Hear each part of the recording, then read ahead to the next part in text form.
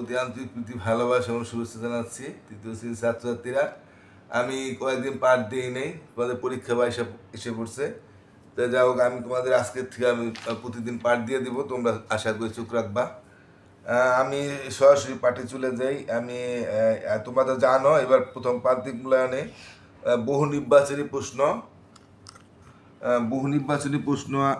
প্রশ্ন 20টিতে 20 তোমরা এটির মধ্যে পেয়ে গেছো সেটা। হ্যাঁ, বহু নির্বাচনী প্রশ্ন 20-এ 20 থাকবে না। তারপরে শূন্যস্থান পূরণ থাকবো 10টায় 10, সংক্ষিপ্ত থাকবো 10টায় 20। তাই আমরা তো বহু নির্বাচনী প্রশ্ন 20টায় 20, এখানে দেখা যাচ্ছে আমার 50ই থাকতেছে আমরা সংক্ষিপ্তের ভিতরে। তাহলে আমরা এখন একটু 2023 সালে পরীক্ষা আসছিল, হ্যাঁ, এখানে সঠিক উত্তরটা খাতায় লিখতে কইছে, তবে সেটা একটু তোমাদের বলে দিই। আমি সরাসরি উত্তর বলে দেবো, কারণ সময় নাই, অনেক দেরি হয়ে যাবে। তাহলে 853 সংখ্যাটি শতকের ঘরে অঙ্ক কোনটি? তা আমরা জানি একক, দশক, শতক, তাই না?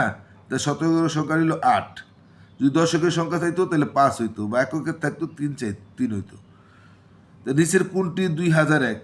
এই যে 2001 আমরা জানি না, 2 দিয়া 2টা শূন্য, এক হাজারে ঘরে হইলে 4টা সংখ্যা হয়। আমি এটা আমাদের অঙ্কের পাঠ দেওয়া আছে, তুমি দেখে নিবা, তাহলে তোমরা যেটাই লিখতে পারবা। 530-এ কয়টি দশক আছে? 530-এ কয়টি দশক আছে আমরা জানি না। 10টা ভাগ দিলে এটারে পাওয়া যায় 53। হ্যাঁ, তাহলে আমরা যদি করি 100-তে আছে 10টা শতক, তো 500 আছে 5×10 = 50টা, আর 30-এ আছে 3টা, তাহলে 53টা আছে। 530-এ 10টা ভাগ দিলেও আমরা সহজে পেয়ে যাই। দেখো 530-এ যদি আমরা 10টা ভাগ দিই, 5×10 = 50, থাকে 3, 30, 3×30 মানে 53টা, 53টা। তাহলে যে আমাদের আছে, এখানে আছে যে 53টি হবে। 3 শতক ও 5 একক সংখ্যাটি কত? 3 শতকই কত? 300, আর 5 একে কত? 5। তা 305, 305 কই আছে? এই যে 305 আছে, তাই না? 85-10-এর সংখ্যাটি কত? তো 85-10 মানে 85টা 10 আছে, তো 85-10 পূরণ করলে 850 হবে। তাহলে এইটা, হ্যাঁ, 85-10, 85 গুণ 10, 10 দা গুণ করলেই তাই এটা পাওয়া যায়। তাহলে 85 10 দা করলে 850 হয়। কোন সংখ্যাটি থেকে শতকের ঘরে 5 আছে? তা শতক তো আমরা জানি একক, দশক, শতক, শতকের ঘরে 5 আছে এটা। আর যদি কত একক, দশক, এটা শতক 6, এটা শতক 7, এটা 3, এটা তো বলে নাই। 5-এর ডাস আছে 5, যদি কত 7 কোনটায় আছে তাহলে এটা হইতো। তো এটা আমরা দেখলে বুঝতে পারি।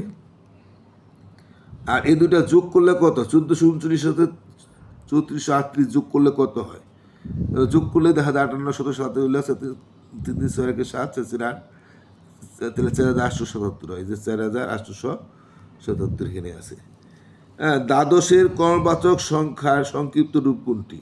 দ্বাদশ মানে 12, তাহলে যে 12তম হইব, 12তম, 11তম না, এটা 12তমটা হইব।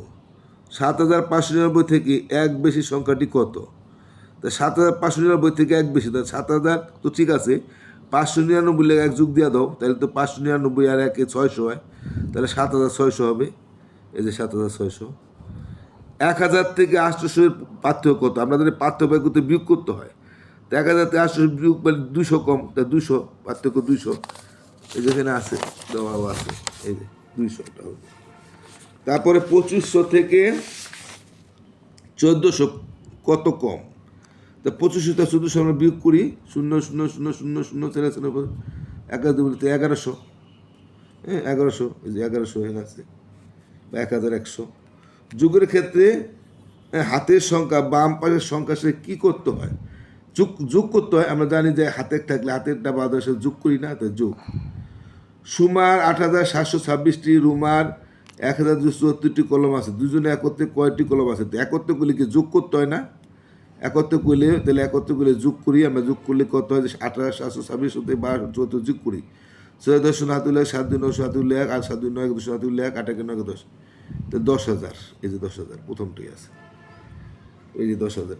হ্যাঁ, তারপরে এটা কইছে এত যোগফল নিচের কোনটি? তাহলে এই 23, 123 আর 1023 যোগ করলে এটা হবে, তোমরা যোগ করে দেখবা। হ্যাঁ, 1023, 123, একটা জিনিস তাহলে বুঝাই দিই তোমাদের, যে 1023, এটা তো 3 সংখ্যা, তাহলে এই যে বাদ আর সংখ্যা কিন্তু বাদ যাবে, আবার এটা 2 সংখ্যা, তাহলে এই যে আবার আমরা ডাইন দ্বার পূরণ করবো, বা দ্বার ফাঁক রাখবো, এই তিনটা যোগ করো, যোগ করলে এটা হবে।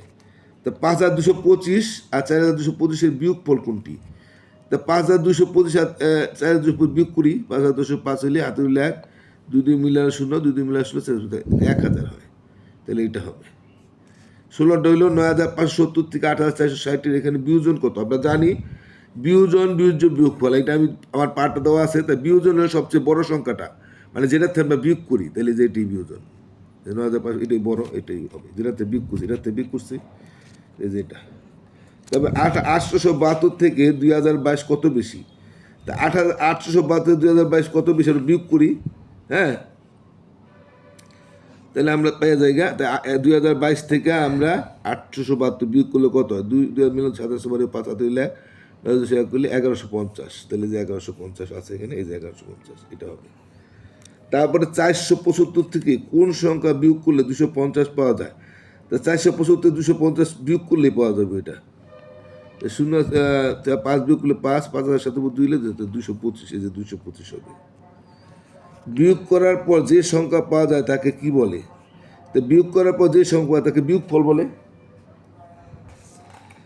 তারপর 601, হ্যাঁ, থেকে 58 কত বিয়োগ করলে কত হয়? 601 থেকে 58 বিয়োগ করি, 601 থেকে 58 বিয়োগ করলে কত হয়? যে 600 থেকে 58 বিয়োগ করো, 601 থেকে 58 বিয়োগ করলে কত হয়? 28 একবার 3 হাত হইলে 100, হাত হইলে 543, এই যে 543 হয়। বৃত্তকে কোনটা খেয়া বলে? বৃত্তটা তো বেঁকা করে রাখতে হয়, যে গোল করে রাখতে হয়, এটাতে বেঁকা না, বক্র না, বেঁকা না, যে গোল করে তো বৃত্ত এখন লাগে, তাই না? তাহলে বক্ররেখা, বক্ররেখা বলে।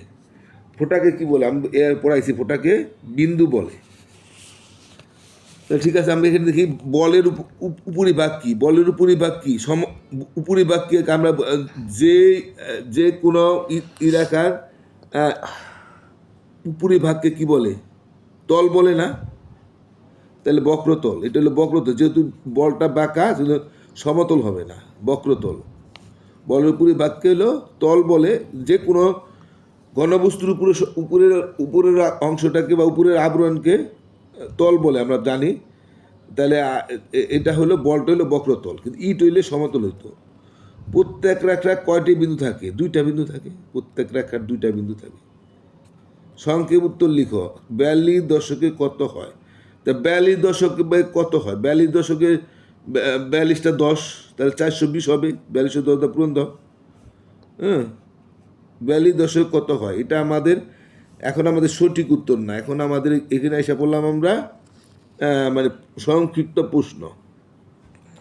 তো এগুলি 2 করে থাকবো। 42 দশকে কত হয়? 42 দশকের 42 10 পূরণ দিলে 420 হয়।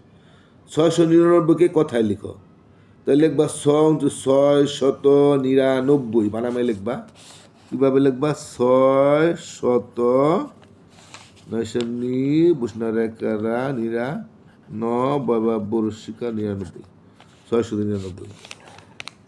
3001 অঙ্কি লিখো, তো 3001 কেমনে লেখে? হ্যাঁ, 3 দিয়া 2টা 0 দিয়া 1। আচ্ছা, আমি এই পার্টটা আমি তাহলে আমি আজকের মতো এখানে শেষ করে দিলাম। আমি কালকে আরেকটা এই পার্টটা আরেকটু দিয়ে দিমনি।